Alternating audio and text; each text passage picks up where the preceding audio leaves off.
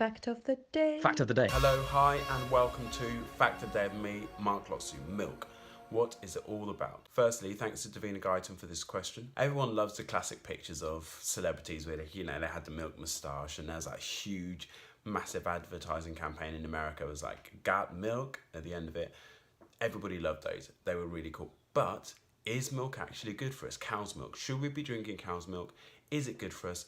Does it contain blood and pus? Nowadays, fewer people are drinking cow's milk. 15% of people in Europe are avoiding cow's milk either for medical or lifestyle reasons. On the plus side, the dairy-free food and drink range is expanding ever more. So some of the reasons people stated are lactose intolerance, vegan diets, or even suggesting milk is actually bad for your bones. Humans were first thought to have drunk milk about 7,000 years ago due to a mutation which allowed us to break down the sugar in milk called lactose. There have been more recent links between milk and cancer, diabetes, acne, asthma, and even fragile bones. They say one of the big problems with not drinking milk is that you're not getting enough calcium in your diet. So what are the alternatives? Soy, rice, almond and coconut milk can all provide you with the same amount of calcium as you would be getting from regular cow's milk. So now, what about blood and pus? According to the USDA, 1 in 6 dairy cows in America can suffer from clinical mastitis, which is an udder infection, and that can lead to having blood and pus in your milk. But there are a couple of provisos. First of all, if there's any blood, as in red blood at all in the milk, then the milk turns pink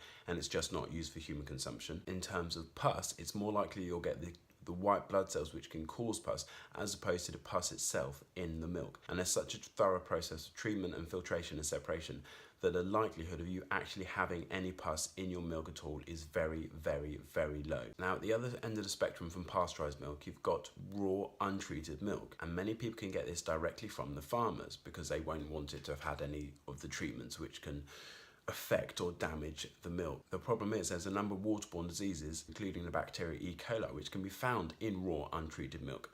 And you can get severe bouts of food poisoning from it, so much so that in some countries, raw untreated milk is actually banned for human consumption. At the end of the day, farmers are getting paid more money for the higher quality of milk they can provide for human consumption.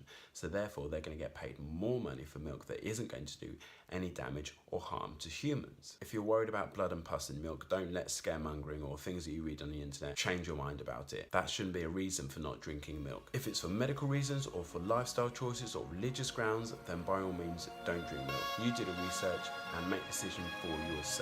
That is milk. What is it all about? Thanks for watching. Love you, bye. Love you, bye. Love you, bye.